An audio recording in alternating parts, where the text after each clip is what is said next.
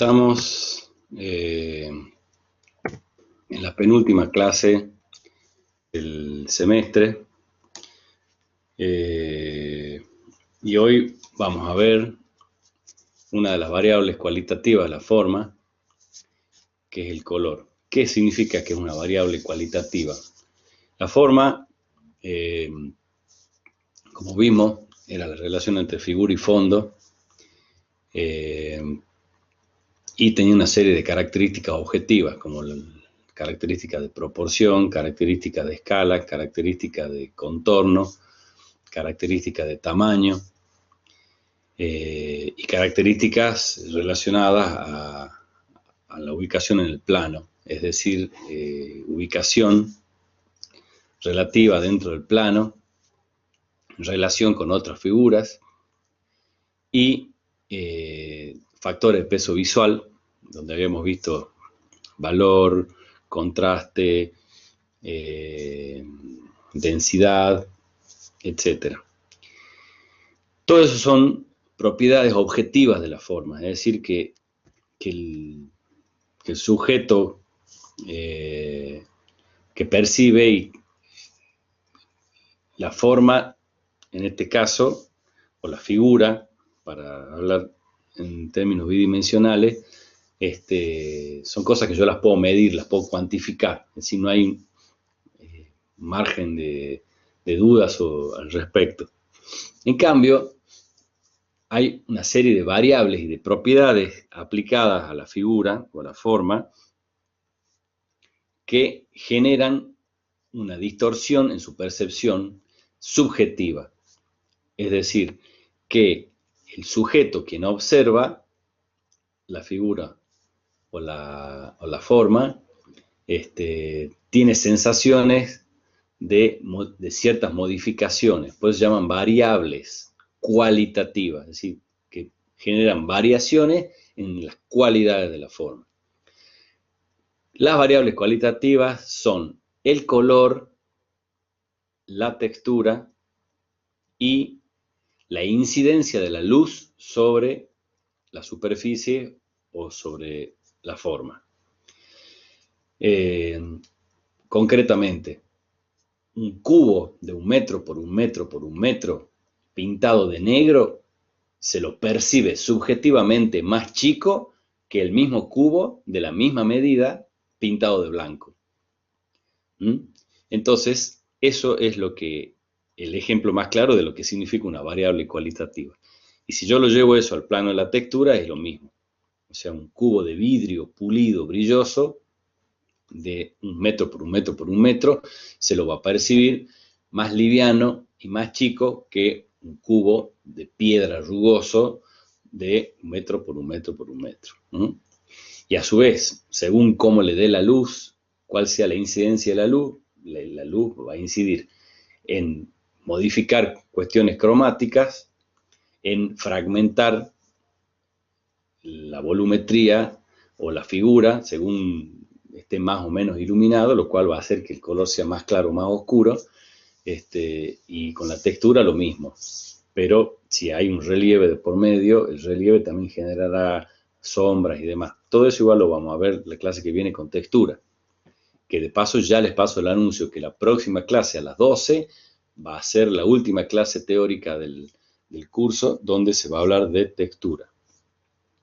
Al término de la clase de hoy, de color, se le va a dar el instructivo de lo que van a tener que hacer. Seguramente ustedes van a tener que confeccionar un círculo cromático, lo van a tener que pintar con témpera. Recuerden que los trabajos ustedes los envían en forma digital, ya sea sacando una foto del trabajo y enviándoselo al docente, pero todos estos trabajos, cuando volvamos a la presencialidad, en el momento que se lo permita, que me parece que no va a ser muy lejos, se va a presentar el trabajo físico para que el docente chequee y corrobore la presentación y el nivel del trabajo. Dicho esto, pasamos al tema. Color. Bueno, ¿qué ¿Cómo podemos encarar el tema del color? Acá dice que el color depende de las cualidades físicas de la luz. Es decir, que el color va a depender. Vamos a usar el puntero, o mejor vamos a usar un resaltador.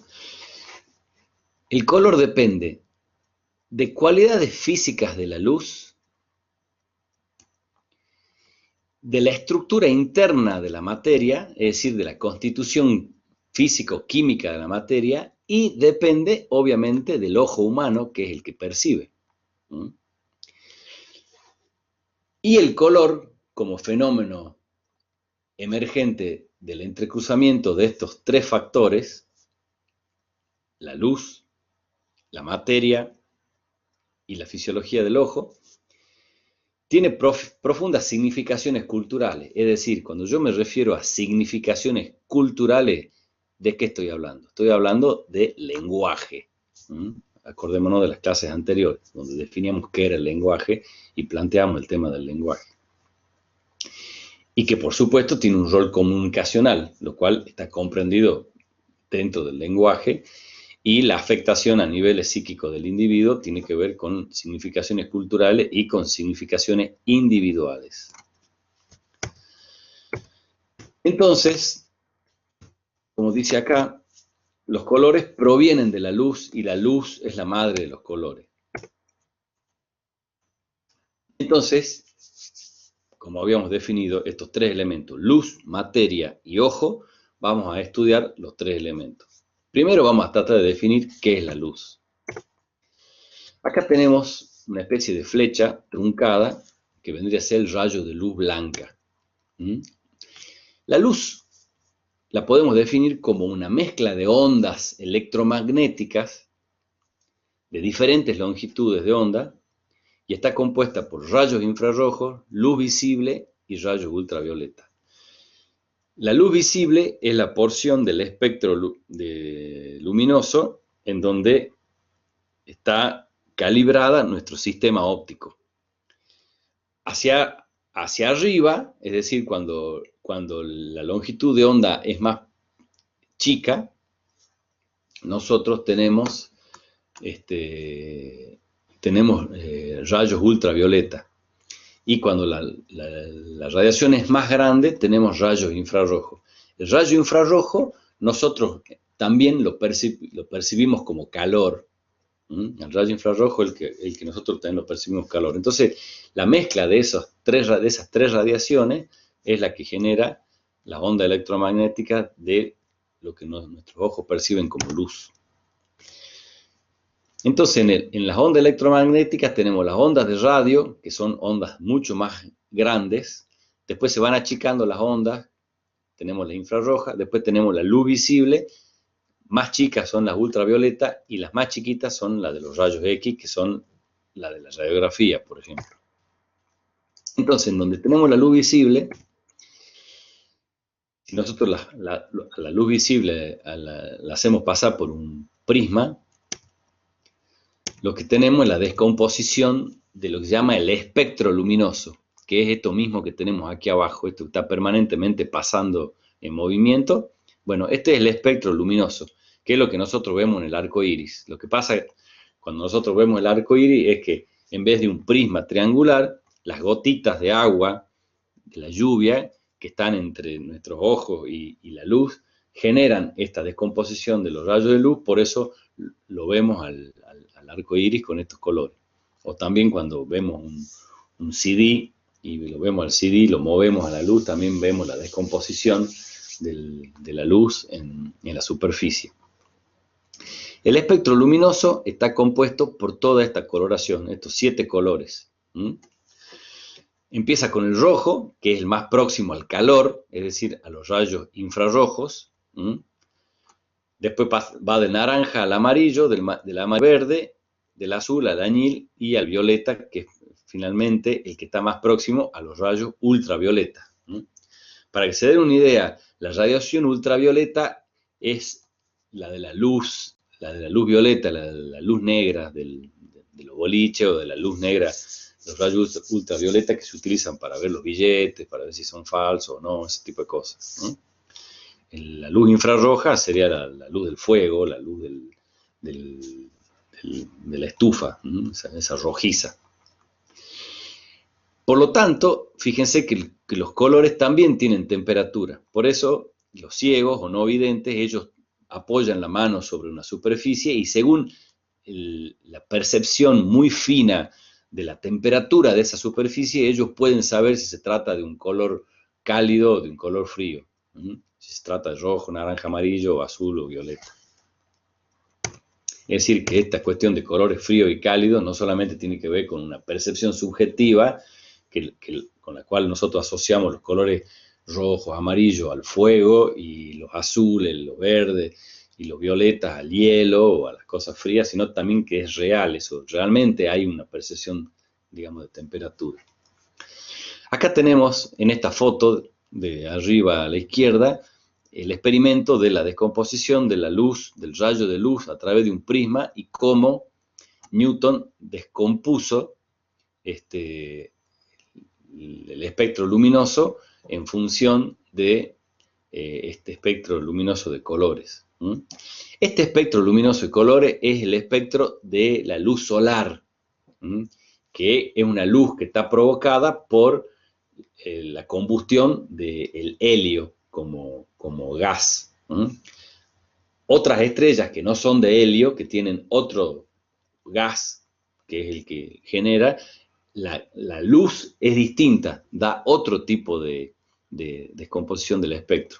Eso es lo que hace, de esa manera, digamos, los astrónomos pueden, descomponiendo los espectros luminosos de cada estrella y viendo qué tipo de color, ellos pueden saber qué componente tiene cada estrella. Por ejemplo, digamos, así como haciendo un paréntesis dentro de esto el color. Acá tenemos, abajo, a la izquierda, tenemos este esquema, que es la descomposición de los colores de arriba, donde acá dice 400 nm y acá dice 700 nm. ¿Qué significa esto? Estos son nanómetros, es decir, es una medida nanométrica, es decir, muy pequeña en métrica, digamos, una medida. Entonces, a los 700 nanómetros de longitud de onda, nosotros ubicamos el rojo. Y a los 400 nanómetros ubicamos el violeta. Acá vemos el arco iris. Entonces, acá tenemos de vuelta, resumiendo. Necesario tenemos los componentes del ojo, la luz y la superficie del objeto. Veamos cómo se comporta. Por ejemplo, cuando nosotros percibimos el color azul, ¿por qué nosotros percibimos el color azul? Acá hay una explicación.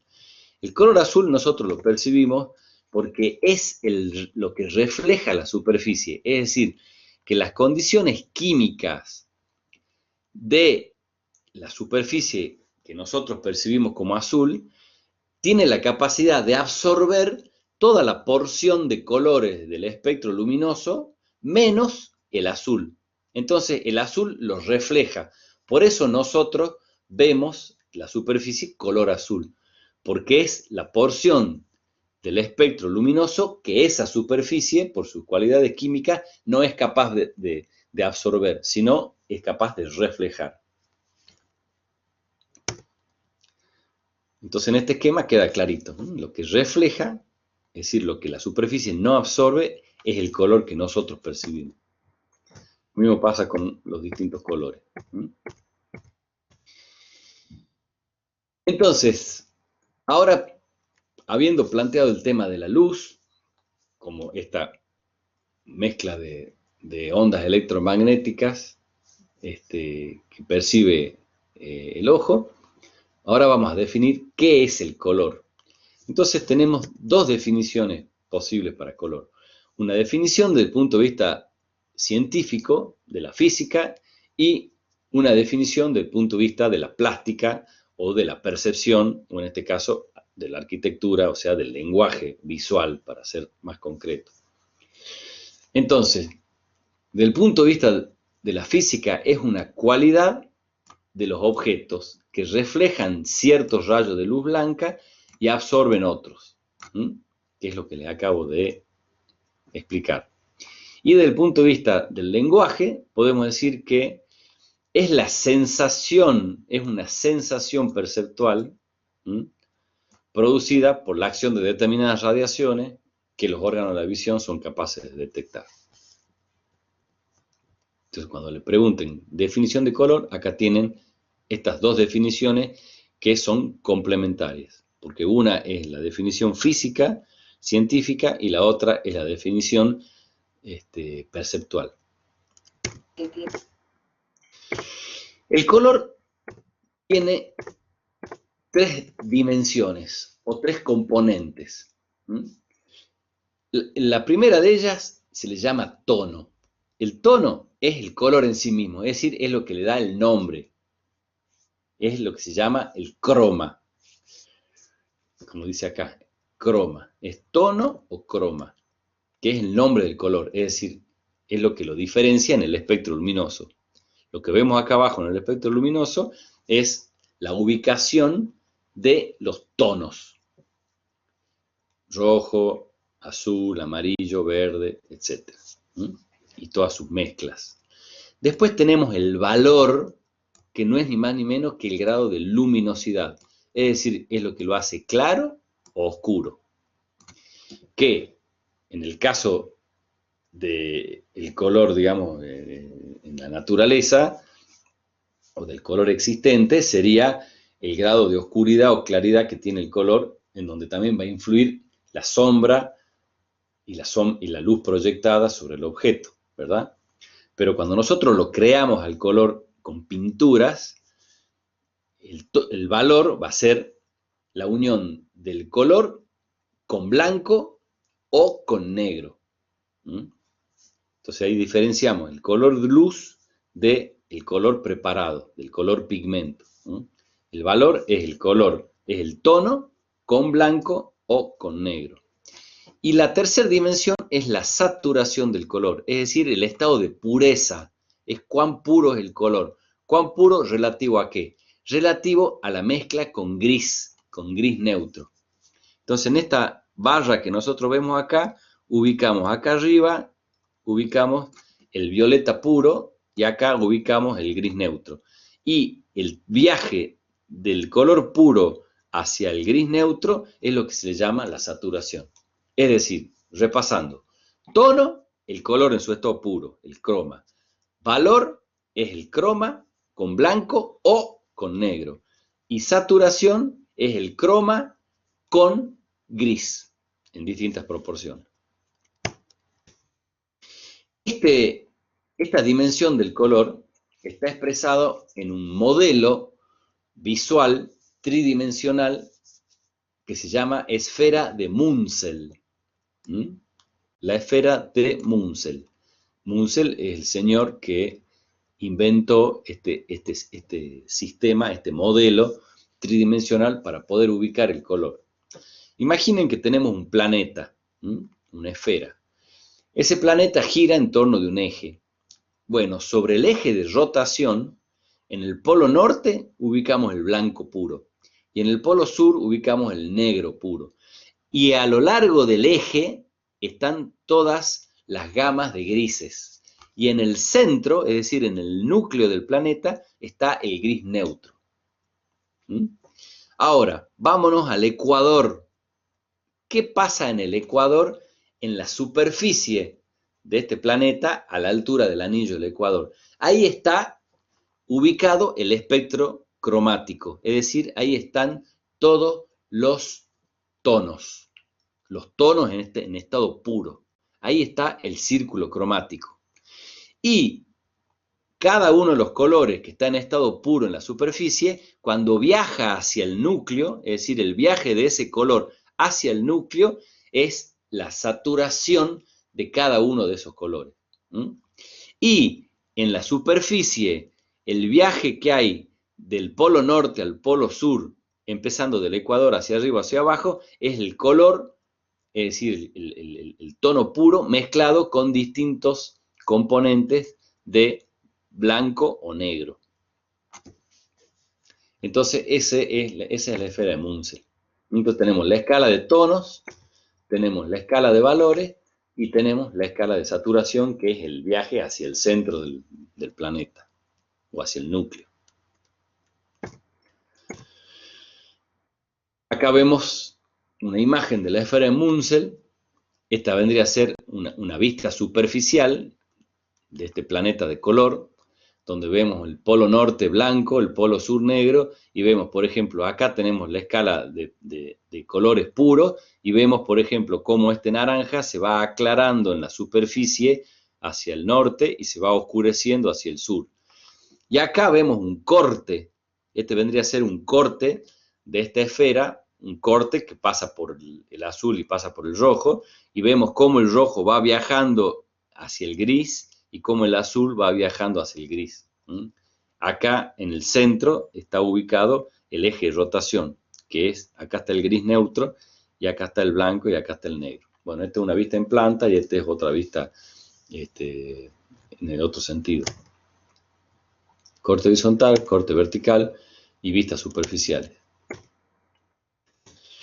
Ahora vamos a entrar a otro modelo que ya no es tridimensional, sino este modelo es bidimensional, que es el ciclo cromático. El ciclo cromático es el anillo exterior del corte horizontal de la esfera al nivel del ecuador, que es lo que le acabo de decir hace un rato en la esfera de Munsell, en donde ubicamos los colores saturados, es decir, los tonos.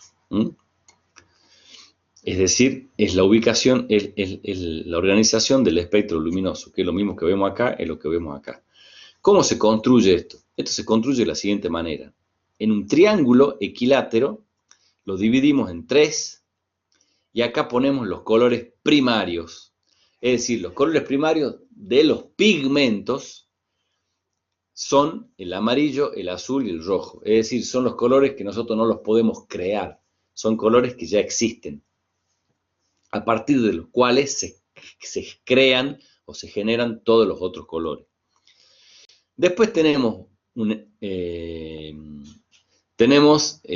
hexágono, en donde aparecen tres triángulos a la vuelta, donde acá expresa el color resultante de la mezcla de dos primarios, del azul y el amarillo, el verde, del amarillo y el rojo, el naranja, del rojo al azul, el violeta.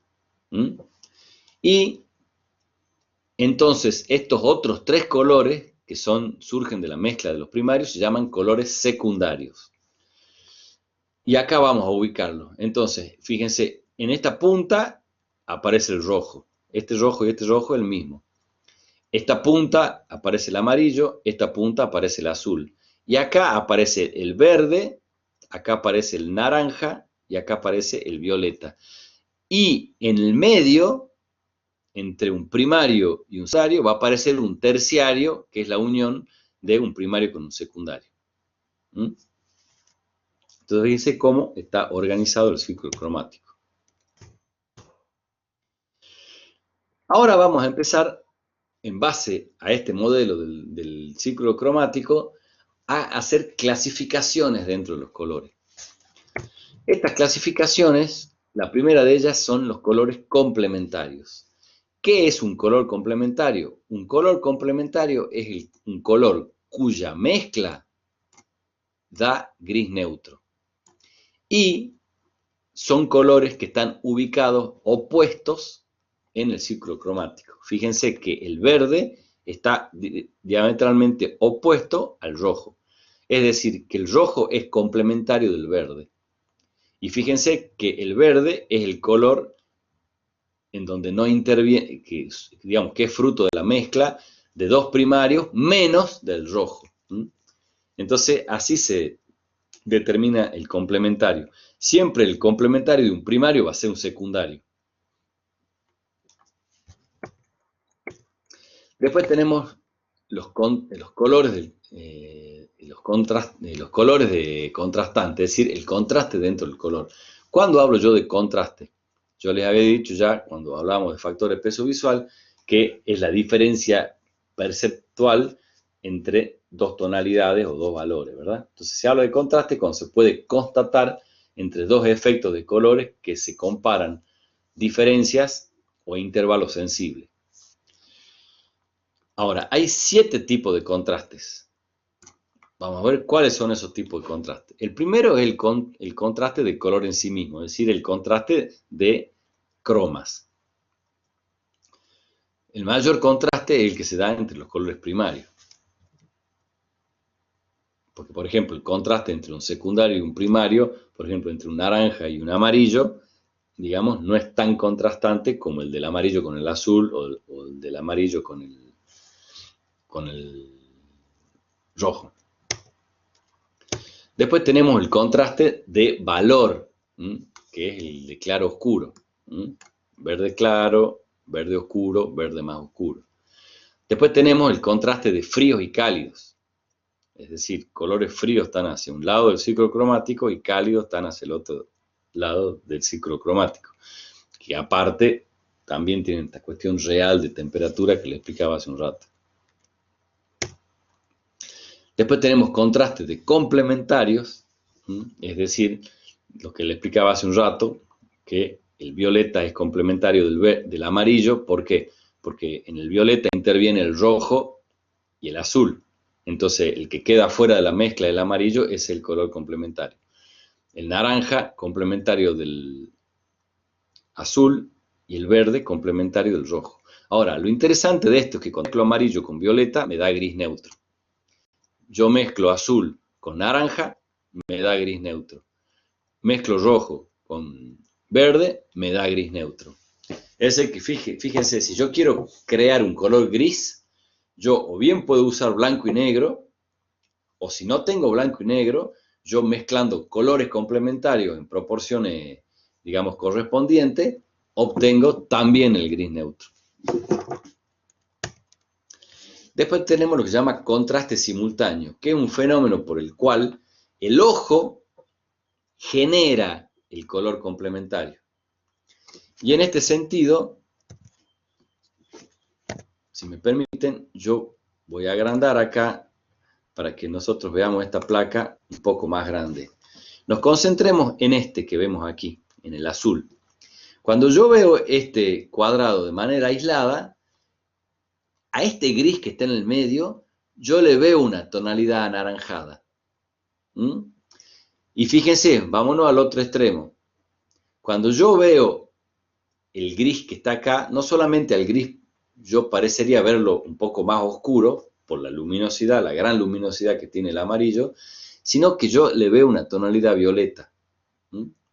O por ejemplo, a este yo le veo una tonalidad azulina, o si yo me concentro en este gris que está acá, que tiene verde a la vuelta, yo le veo una cierta tonalidad rojiza. Bueno, el que genera el que le asigna esta tonalidad o esta pigmentación al gris neutro es el cerebro. Bueno, a ese fenómeno se le llama contraste simultáneo, que como dice acá, un fenómeno según el cual nuestro ojo para un color dado exige simultáneamente el color complementario y si no le es dado, lo produce él mismo. A ver, hay un ejercicio, digamos, que ustedes lo pueden hacer. Si ustedes están frente a una pared blanca y ustedes se concentran mirando, por ejemplo, el celular, lo ponen que sea todo un solo color rojo y lo ven durante 30 o 40 segundos y de repente miran a la pared blanca la van a ver un poco verdosa hasta que el ojo se vuelva a acomodar. Y ese mismo ejercicio, si lo hacen con distintos colores, sobre el blanco siempre van a terminar viendo el color complementario. ¿Por qué? Porque el cerebro es el que genera el color complementario. Después tenemos el contraste cualitativo, es decir, que es el contraste entre el color puro con el color desaturado. Entonces, entre amarillo y amarillo desaturado, entre rojo, rojo desaturado, o entre azul, por ejemplo, y azul desaturado. Y después tenemos el contraste cuantitativo o de proporciones, que es el contraste que se da en la relación de la cantidad de color que tengo en una superficie al lado de otro color, y también está relacionado con la luminosidad que tiene ese color. ¿Qué es esto de la luminosidad? ¿Se acuerdan cuando yo les decía de cómo se descompone el color? Bueno, el primer color que aparecía después del infrarrojo era el rojo, y el último color del espectro era el violeta. Eso quiere decir que el rojo y el violeta son menos luminosos que el amarillo que está en el medio. Entonces, el color más luminoso para el ojo humano es el amarillo. Por eso las pelotitas de tenis son de ese color amarillo verdoso. Para que se lo pueda ver. Entonces, el amarillo verdoso es el color que no solamente el ojo percibe con mayor nitidez, sino es el color que el ojo puede enfocar a mayor distancia. Y el color más débil, el color menos luminoso y el que al ojo le cuesta más enfocar, es el violeta. Por eso cuando nosotros vemos un foco de luz ultravioleta, aunque lo tengamos cerca, siempre lo vemos medio como desenfocado, porque le cuesta mucho al ojo enfocar el color violeta. Entonces, si nosotros vamos al contraste cuantitativo de proporciones, nosotros decimos que para equiparar en luminosidad un cuarto de amarillo, necesitamos 3/4 de violeta. Para equiparar un tercio de naranja, necesitamos 2/3 de azul, porque el naranja ya es un poco menos luminoso que el amarillo y el azul es un poco más luminoso que el violeta. Y cuando hablo de rojo y verde, las proporciones son de mitad y mitad, porque el rojo y el verde son equivalentes en términos cromáticos, en términos luminosos, perdón. Bueno, hemos visto contrastes, hemos visto complementarios, y ahora vemos qué son las armonías, que es otra de las características cromáticas, que es la armonía del color. La armonía está relacionado a las longitudes de ondas también, es decir, son las concordancias de las longitudes de onda de los valles y de las crestas de las longitudes de onda en distintas dimensiones. Es algo análogo a lo que sucede con la armonía musical. O sea, dos tonos musicales son armónicos cuando sus vibraciones se corresponden en algunos ciclos. Con el color pasa exactamente lo mismo. Tenemos distintos tipos de armonía. Pero otra de las características de los colores armoniosos es que su mezcla siempre da gris neutro. Entonces, veamos cuáles son las armonías. Dicen que son armónicos todos los pares de colores, son todos los pares de colores complementarios.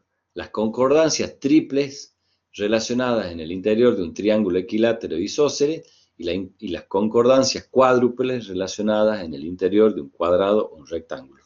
Esto que parece chino básico en realidad es muy simple. La armonía de tonos opuestos y complementarios, es decir, que los colores complementarios aparte son armónicos. ¿Por qué? Porque su mezcla da gris neutro. Y acá tenemos lo de los triángulos. Si yo dentro del círculo cromático, yo trazo un triángulo equilátero o un triángulo isósceles, en donde las puntas me marcan el color, me están marcando tríadas de colores complementarios. Es decir, que si yo mezclo el color terciario entre el azul y el violeta, el color terciario entre el violeta y el rojo, y un primario, como el amarillo, esos tres colores me dan un gris neutro. Y si yo mezclo, por ejemplo, el rojo, el azul, el amarillo, el azul y el rojo, que son tres primarios, me da también el gris neutro. Y estos triángulos, si yo los hago girar en torno a su eje, cada punta que vaya tocando me va a ir tirando tríadas de colores armónicos. Entonces, fíjense, si uno quiere combinar colores y uno no sabe porque no tiene buen gusto, porque no conoce, usando el círculo cromático como una herramienta, como un modelo y como una herramienta, y trazando estos triángulos y girándolo, uno puede obtener tríadas de colores armónicos, que a su vez los puedo desaturar mezclándolo con gris, o los puedo aclarar o los puedo oscurecer. Y después tenemos la del cuadrado. Tenemos el cuadrado en el centro, que si yo proyecto, obviamente lo giro y proyecto sus aristas, me va a dar 4 colores, o si lo hago como un rectángulo, que lo voy girando, me da también estos 4 colores que mezclados me van a dar siempre gris neutro. Todos estos ejercicios para generar los grises neutros, para ver y corroborar que esta teoría no es simplemente una cosa arbitraria que se le ocurrió a alguno, sino de que esto sucede en la realidad, es interesante hacerlo cuando uno haga el ciclo cromático. Es decir, hacer el ciclo cromático y después agarrar los 3 colores del triángulo que a mí se me ocurra, mezclarlo y corroborar que me da gris neutro. O agarrar estos 4 colores haciendo girar este rectángulo, mezclarlo y ver que me da el gris neutro. Y también sucede lo mismo con el hexágono. También el hexágono, girándolo, también me da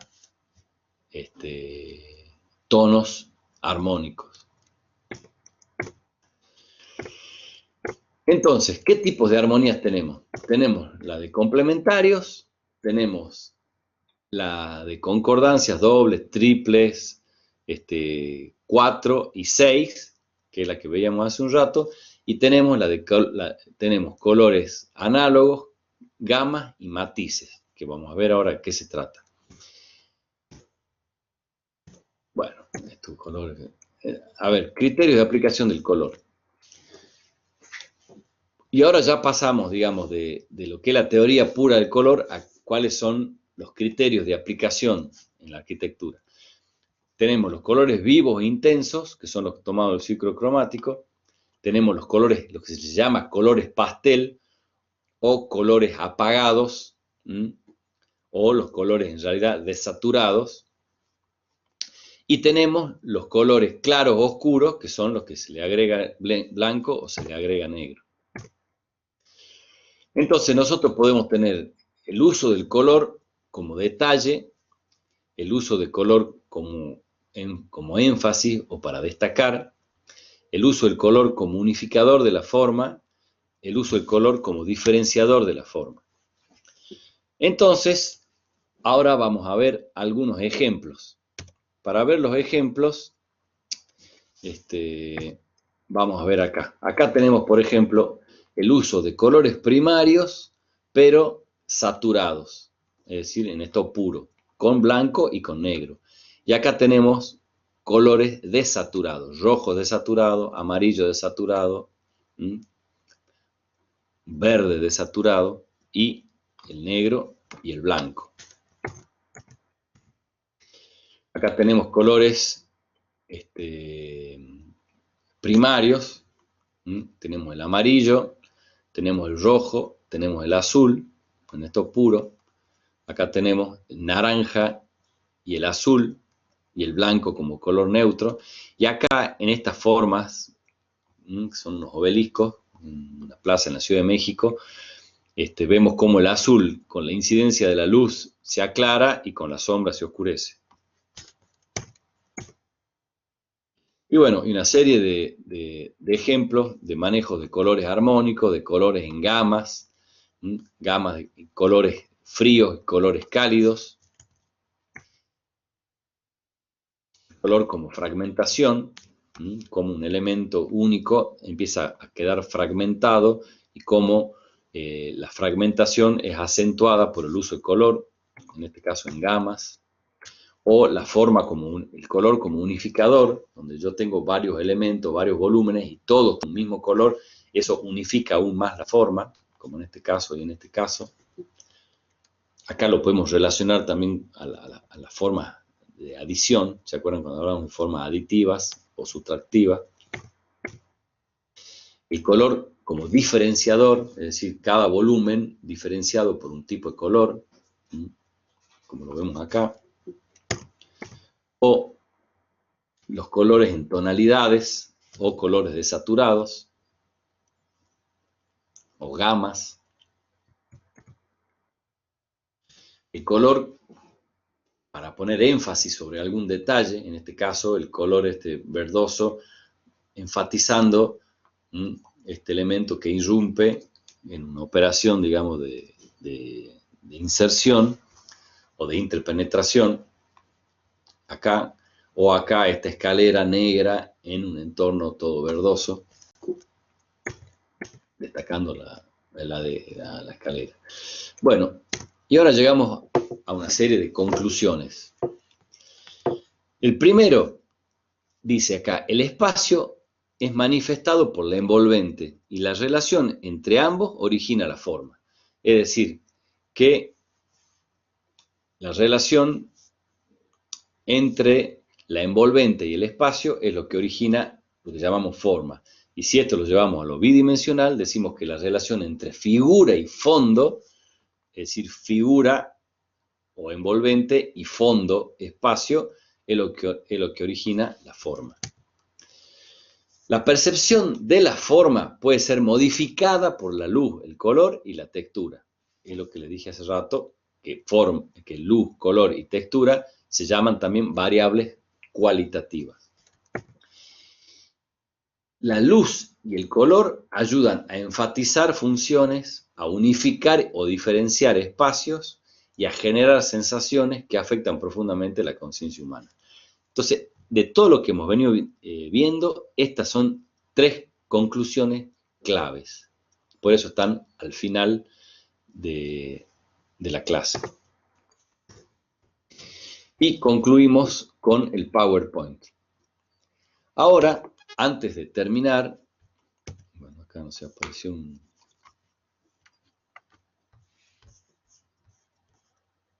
anuncio.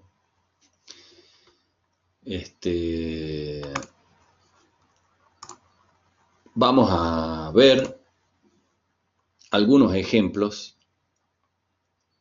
Primero, de la potencialidad del uso del color. Vamos a ver propiedades, cómo el color se lo utiliza en el espacio arquitectónico, sobre todo en el espacio interior, pero también en el espacio exterior. Es decir, esto hace referencia justamente a la idea del color como variable cualitativa. Fíjense, en un espacio de dimensiones regulares e idénticas, las distintas percepciones que nosotros podemos tener del espacio. En la primera imagen, a la izquierda, fíjense que al darle un color determinado al fondo, nosotros tenemos la sensación de que el espacio se nos acorta. Si nosotros trabajamos los laterales unificándolo con el fondo, el espacio se alarga. Si nosotros al plano superior del espacio lo pintamos de un color más oscuro, el techo como que se nos viene encima, es decir, se hace más pesado, es decir, que el espacio se aplana. Si nosotros, al revés, pintamos las caras laterales de este espacio interior, el espacio se enangosta. Si nosotros pintamos la parte de arriba y el fondo, se agranda, se alarga.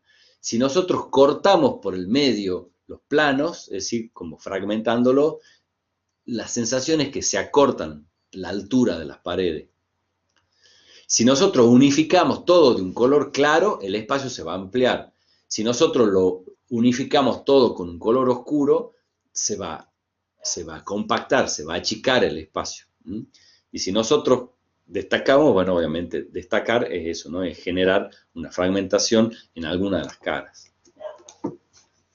Entonces este esquemita es bastante útil para tener y saber cómo generar efectos subjetivos de sensaciones espaciales en base al uso del color.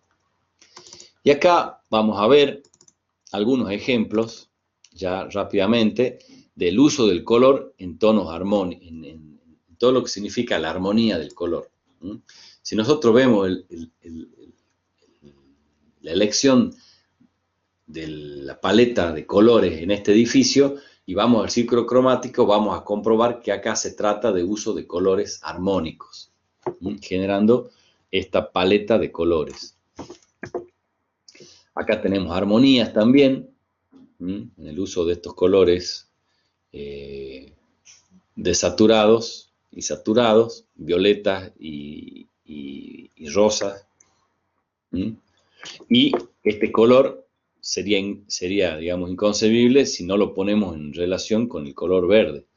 Si nosotros vamos al ciclo cromático, vamos a ver que estos dos son colores armónicos. Acá tenemos la armonía, en este caso de colores primarios, amarillo, rojo y azul. Y vemos que aparecen también colores complementarios como el verde, armónicos. Acá vemos en el uso de el verde, el azul y el rojo, en este caso utilizando los vidrios de color para proyectar luz de color dentro de un espacio blanco. Acá lo vemos por fuera. Estamos hablando de armonías de color, armonías por contraste, armonías por gama, armonías de cálido y frío, etcétera, todo lo que ya hemos venido viendo. Acá tenemos de colores primarios y contrastantes, azul, rojo, amarillo, colores en gama, colores desaturados. Bueno, ahora vamos a ver los contrastes de color, el uso del color contrastante. El naranja con el azul, colores contrastantes, en esta obra, en esta instalación. El rojo con el verde en este caso el verde de la naturaleza, y el rojo, el color que se agrega, colores complementarios, y colores agrisados o neutros en el piso. Acá vemos naranja y azul, colores complementarios, naranja y azul, naranja y azul,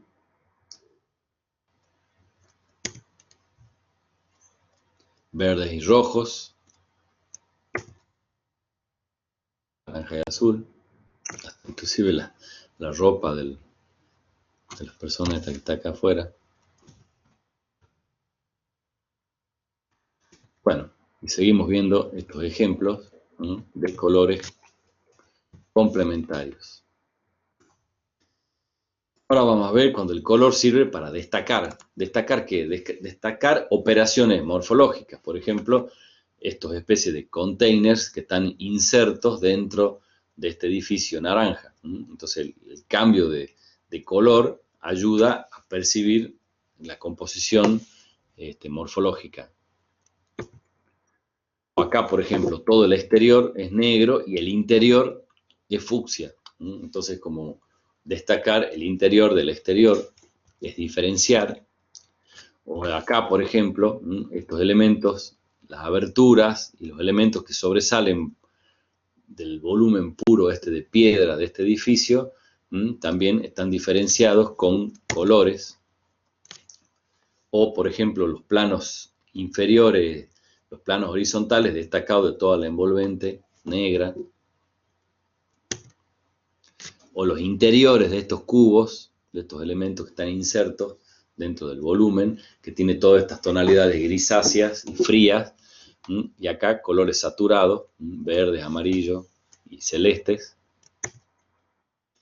o dentro de esta habitación donde tenemos todo el color neutro del hormigón, este grisáceo del hormigón, las paredes interiores van diferenciando cada una de los departamentos utilizando colores saturados.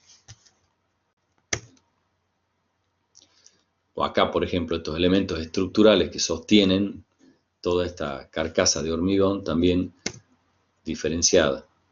O por ejemplo, en esta forma donde hay una especie de corte, como si esto hubiera sido una forma completa a la cual se la cortó, entonces la parte que quedó cortada es la que aparece en este color rojo. Por ejemplo, el elemento que sostiene el ojo, esta parte del edificio, el elemento de sostén central, está destacado con este color primario y es el único color brillante y saturado de toda la composición edilicia. En este caso lo que se destaca es la rampa, todo el resto es un color grisáceo o blanquecino, y lo único que tiene el color saturado es la rampa. O esta rampa también de este edificio y los aventanamientos. O sea, son todas operaciones para destacar. Con el color está intentando destacar algo. En este caso, destacando la sustracción de este edificio. en naranja. Ahora vamos a ver como diferenciador, es decir, cuando el color nos sirve para diferenciar funciones o volúmenes.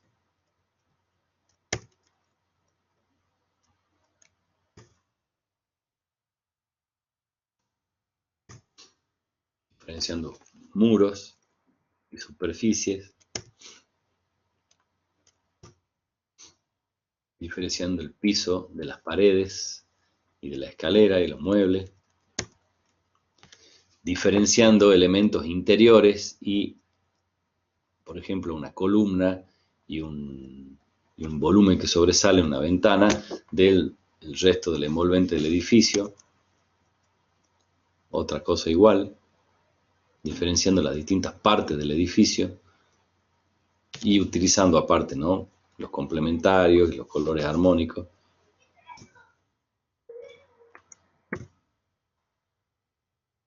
Fíjense, siempre el color operando de esa forma, como diferenciador.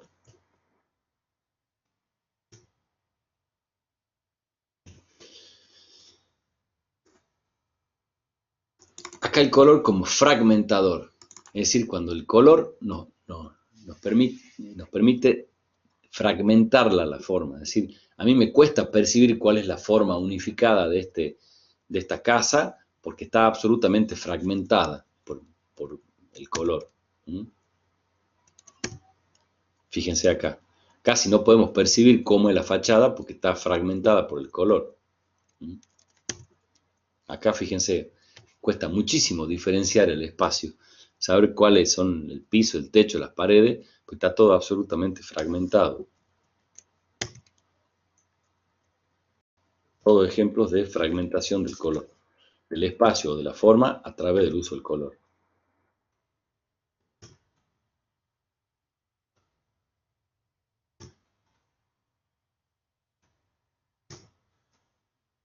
Fíjense cómo en este espacio, que este es un solo espacio, pero el uso del color acá hace aparecer como una especie de figura o una especie de volumen dentro del espacio, pero simplemente por el uso del color.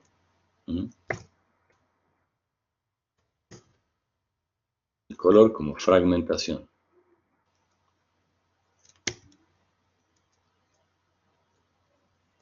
Muy ilustrativas estas imágenes.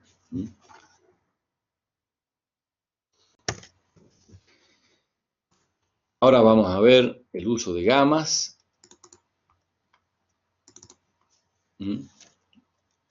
Gamas de azules con diferentes tonalidades, colores fríos, gamas de verdes, colores fríos, verdes, violetas y azules, gamas de cálidos, en este caso el bordó, que es el rojo con negro, y el rojo en estado puro, y colores amarillitos ahí adentro, verdes,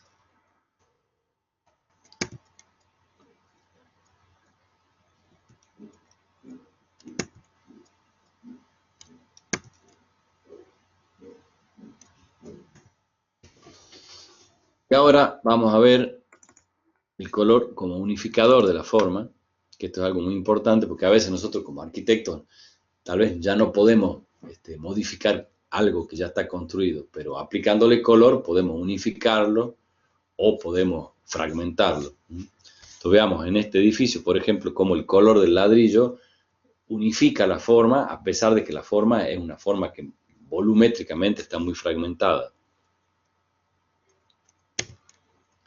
O estos volúmenes insertos uno dentro del otro, o en contacto, digamos, con toques, como tiene un solo tratamiento de color que termina unificando la forma.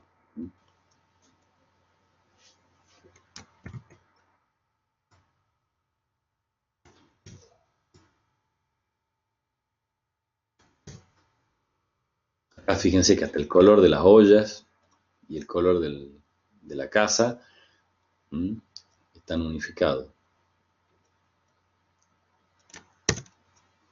O acá, cada casita tiene un tamaño, una proporción, pero esta cromaticidad que tienen unificadora hace que uno perciba todo esto como un conjunto.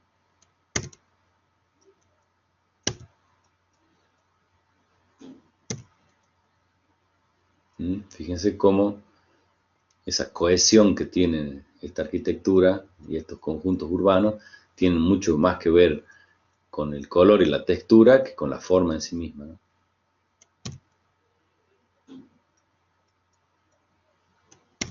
Por eso cuando nosotros por ahí intervenimos dentro de un casco histórico o al lado de un edificio antiguo, qué sé yo, no es tanto el estilo lo que va a generar, digamos, la relación entre un edificio y el otro, ¿no? La familiaridad, sino tal vez más el color y la textura que en sí el estilo que uno utiliza. Todos ejemplos de unificación a través del color y la textura.